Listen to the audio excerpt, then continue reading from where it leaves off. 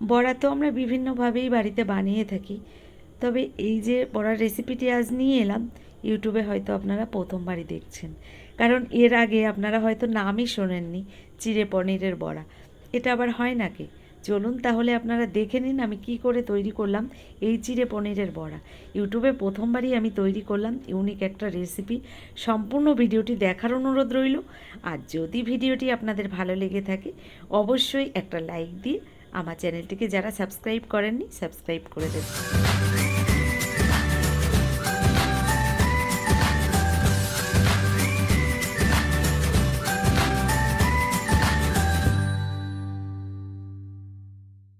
দেখুন, আজকের রেসিপিটি তৈরি করার জন্য এখানে একটা কাপ মেপে আমি 1 কাপ চিড়ে নিচ্ছি। প্রথম চিড়ে আর পনির দিয়ে তৈরি করব এই বড়ার রেসিপিটি। আপনারা এর আগে হয়তো দেখেননি এই রেসিপিটি, তো চলুন একবার দেখে নিন কী করে আমি তৈরি করলাম এই চিড়ে পনিরের বড়া। 1 কাপ চিড়ে নিয়েছি, আর চিড়েগুলো কিন্তু একদম ফ্রেশ রয়েছে, আমি ভালো করে আগে থেকে পরিষ্কার করে বেছে নিয়েছি। প্রথমেই আমি একটা কড়াই গরম বসিয়ে দিয়েছি, এই কড়াইয়ের মধ্যে দিয়ে দিলাম চিড়েগুলো। তো 1 কাপ চিড়ে এখানে নিয়েছি, চিড়েটাকে হালকা আঁচে এভাবে একটু নেড়ে চেড়ে আমি ভেজে নিচ্ছি। তবে খুব একটা ভেজে নেওয়া যাবে না, তাহলে কিন্তু চিড়েগুলো একদম ভাজা হয়ে যাবে, ফুটে যাবে। আর এখানে কিন্তু চিড়েগুলো একটু গরম করে, যাই হোক একটু মুচমুচে করে নিতে হবে। হালকা আঁচে এভাবে আমি চিড়েগুলোকে প্রথম একটু গরম করে নিলাম। আর এই চিড়েগুলোকে এভাবে হালকাভাবে একটু নেড়ে চেড়ে গরম করে তারপর আমি নামিয়ে নিচ্ছি। তো চিড়েগুলো এখানে আমার প্রায় ভাজা হয়ে গেছে, এবার আমি নামিয়ে নিচ্ছি। আপনারা নিশ্চয়ই দেখে বুঝতে পেরেছেন আমি কেমন রেখেছি। চিড়েগুলো কিন্তু কোনো রকম রং ধরেনি এখানে। চিড়েগুলোকে নামিয়ে ঠান্ডা করে একটা মিক্সির জারের মধ্যে আমি দিয়ে দিচ্ছি। তো দেখুন, চিড়েগুলোকে মিক্সির জারের মধ্যে আমি দিয়ে দিলাম। প্রথমেই চিড়েগুলোকে একটু গুঁড়ো করে নেব। তো এখানে আমি চিড়েগুলোকে একটু গুঁড়ো করে নিয়েছি। দেখুন, আমি একটা বোলের মধ্যে ঢেলে দিলাম। সঙ্গে নিয়েছি এখানে 1 কাপের থেকে একটু কম রয়েছে সুজি। সুজিটাও দিয়ে দিলাম আমি এই চিড়ের মধ্যে। এবার দিয়ে দিচ্ছি 1/2 কাপ পরিমাণে চিনি। তো এখানে চিনির পরিমাণটা আপনারা যেমন মিষ্টি খেতে চান সেই অনুযায়ী ব্যবহার করবেন। আমি একটু মিষ্টিটা কম ব্যবহার করেছি, তাই এখানে 1/2 কাপ চিনি দিয়েছি। সঙ্গে দিয়ে দিলাম স্বাদ মতো একটু লবণ, আর 1 কাপ দিয়ে দিলাম টক দই। এখানে কিন্তু টক দইটা আলাদা করে আমি জল ঝরিয়ে নিইনি। নর্মাল যে টক দইটা আমরা বাজার থেকে কিনে এনে থাকি সেই টক দইটাই এখানে দিয়ে দিলাম 1 কাপ। ভালো করে সব কিছু এবার একসঙ্গে মিশিয়ে নিচ্ছি। নমস্কার বন্ধুরা, কেমন আছেন সবাই? নিশ্চয়ই সবাই ভালো আছেন, আমিও ভালো আছি। টিয়ার রান্নাঘর থেকে আমি তন্দ্রা সকলকে জানাই শুভ বিজয়ার অনেক অনেক শুভেচ্ছা। বড়দের জানাই প্রণাম, ছোটদের জন্য রইল আমার বুক ভরা ভালোবাসা। আজকে যে রেসিপিটি আমি নিয়ে এলাম একদম ইউনিক একটা রেসিপি। ঠান্ডা লেগে গলাটা একদমই বসে গেছে, অনেক কষ্ট করেই আমি কিন্তু কথা বলছি। যাই হোক, আপনারা ভিডিওটা সম্পূর্ণ দেখবেন, যদি ভালো লেগে থাকে একটা লাইক দিয়ে দেবেন। এখানে দেখুন, দই দিয়ে আমি ভালো করে চিড়ে সুজিটাকে মেখে নিয়েছি। এবার দেখুন, এখানে 100 গ্রাম পনির নিয়েছি, পনিরটাকে একটা গ্রেটারের সাহায্যে এভাবে গ্রেট করে দিচ্ছি। তো এখানে চিড়ে আমি টক দই দিয়ে মেখে রেখেছি, তার মধ্যেই কিন্তু পনিরটাকেও এভাবে গ্রেট করে দিয়ে দিলাম। বন্ধুরা, এই রেসিপিটি এতটা সুন্দর হয় কি বলবো আপনাদের। একবার অন্তত বাড়িতে এভাবে আপনারা বানিয়ে দেখবেন, আপনারা বিশ্বাস করতে পারবেন না কতটা টেস্ট হয় এই রেসিপিটি। এখানে 100 গ্রাম পনির আমি গ্রেট করে দিয়ে দিলাম চিড়ের মধ্যে। এবার সব কিছু আমি ভালো করে মেখে নেব। তো এখানে চামচ দিয়ে ভালো করে একটু মিশিয়ে নিচ্ছি। আর এখানে আমি তো 1 কাপ টক দই দিয়েছিলাম, এবার একটু জল দিয়ে দেব, কারণ আপনারা মাখাটা দেখে নিশ্চয়ই বুঝতে পারছেন অনেকটা শক্ত রয়েছে। আমি নরম একটা ব্যাটার বানিয়ে নেব। তার আগে এখানে দেখুন দিয়ে দিচ্ছি 2 চিমটি পরিমাণে বেকিং সোডা। তো বেকিং সোডাটা দিয়ে দিলাম।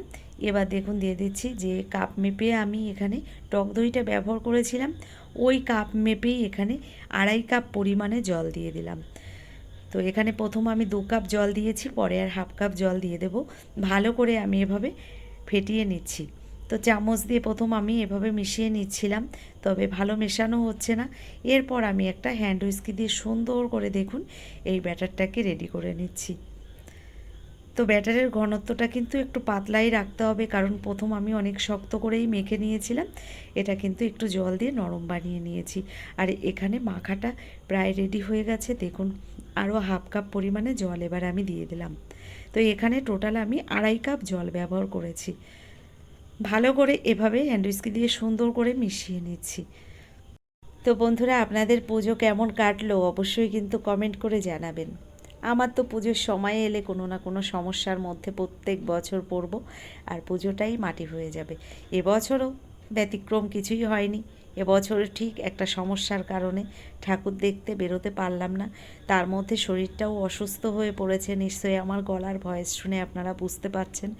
প্রচণ্ড ঠান্ডা লেগেছে, আর ঠান্ডা লেগে গলাটা একদম বসে গেছে, কথা বলতে ভীষণ কষ্ট হচ্ছে। তার মধ্যেও চেষ্টা করছি ভয়েসটা দেওয়ার। জানি কথাগুলো হয়তো শুনতে একটু খারাপ শোনা যাবে, আপনারা একটু কষ্ট করে ভিডিওটা দেখে নেবেন। দেখুন এখানে ব্যাটারটা কিন্তু রেডি হয়ে গেছে, আর ব্যাটারের ঘনত্বটা ঠিক এরকমই রেখেছি। এখানে নিয়েছি একটা আপ্পাম প্যান, আর প্যানটাকে আমি গরম করে নিয়েছি। প্যানের মধ্যে দিয়ে দিলাম দেখুন 1 চামচ করে সাদা তেল। তেলটাকে দেওয়ার পরে ভালো করে আমি একটু নেড়ে চেড়ে এভাবে প্যানটাকে ঘুরিয়ে নিলাম। তো গরম বানিয়ে নিয়েছি আগে থেকেই। এবার দিয়ে দিচ্ছি এখানে অল্প অল্প করে ব্যাটার। তো আপনারা দেখে বুঝতে পারছেন আমি একটা হাতা দিয়ে এভাবে কিন্তু ব্যাটারটাকে দিয়ে দিচ্ছি এই প্যানের মধ্যে। দেখুন সুন্দর করে আমি এই ব্যাটারটা দিয়ে দিলাম। সত্যি কথা, এই রেসিপিটি বানাতেও যেমন সহজ, খেতে কিন্তু দুর্দান্ত হয়েছিল। আপনারা অবশ্যই একবার এভাবে বানিয়ে দেখবেন, তাহলে বুঝতে পারবেন কতটা সুন্দর হয়। দেখুন এখানে ব্যাটারটা দেওয়ার পরে আমি একটু তেলটা এভাবে ঘুরিয়ে দিলাম। এবার ঢাকনা বন্ধ করে আমি 3 মিনিটের জন্য ঢেকে দেব। তো এখানে আমি ঢাকনা বন্ধ করে দিয়েছি, আর ঢাকনার মুখে যে ছিদ্রটা রয়েছে এটা একটা লবঙ্গ দিয়ে আমি এভাবে আটকে দিলাম। ঠিক 3 মিনিট বাদে আবার ফিরে এলাম আমি। ঢাকনাটা খুলে এবার আপনাদের দেখাবো। তো দেখুন এখানে কত সুন্দর বড়াগুলো ফুলে উঠেছে ওপর দিকে। আমি বড়া কেন বলেছি, যেহেতু তেল দিয়ে ভেজেছি তাই আমি এখানে কিন্তু বড়াই বললাম। দেখুন একটা চামচ দিয়ে এভাবে আমি একটু উল্টে দিচ্ছি সব বড়াগুলোকে।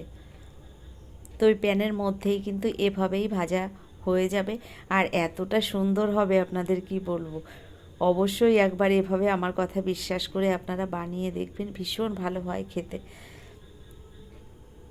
তো এভাবে উল্টে পাল্টে আমি সব বড়াগুলোকে কিন্তু অপর পিঠটাও সুন্দর করে ভেজে নেব।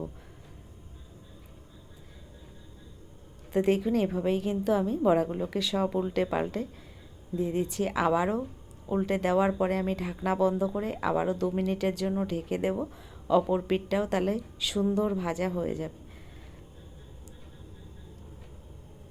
দেখুন এভাবে এক এক করে আমি চামচ দিয়ে উল্টে সব বড়াগুলোকে ভেজে নিচ্ছি। এখনও একটু নরম রয়েছে, তবে এগুলো ভেজে নামিয়ে নেওয়ার পরে কিন্তু এতটা নরম থাকবে না।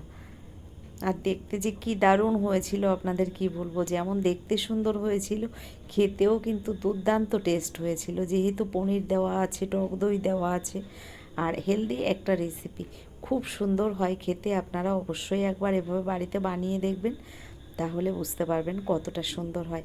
দেখুন আবারও 2 মিনিটের জন্য আমি ঢাকনা বন্ধ করে ঢেকে দিচ্ছি। তো এখানে 2 মিনিট বাদে আবার আমি ঢাকনাটা খুলে এবার আপনাদের দেখাবো বড়াগুলো ঠিকঠাক ভাজা হলো কি না। দেখুন অপর পিঠটাও সুন্দর ভাজা হয়ে গেছে। এবার আমি এগুলোকে এক এক করে নামিয়ে নেব। তো দেখুন এই পাশটা একটু গ্যাসের জালটা কম পড়েছে, তাই একটু সাদা রয়ে গেছে। তো এভাবে উল্টে পাল্টে আমি সুন্দর করে ভেজে নিয়েছি, আর ভাজাটা পুরোপুরি রেডি হয়ে গেছে। এরপর নামিয়ে আপনাদের দেখাবো। বাকি বড়াগুলোও আমি একইভাবে ভেজে নেব। তো দেখুন এবার নামিয়ে নিচ্ছি। তো বন্ধুরা এখানে প্রথম ব্যাচের বড়াগুলো কিন্তু ভাজা হয়ে গেছে, এগুলোকে এবার আমি নামিয়ে নিচ্ছি। আর নামিয়ে নেওয়ার পরে বাকিগুলোও কিন্তু একইভাবে আমি ভেজে নেব। দেখুন এখানে সব নামিয়ে নিয়েছি।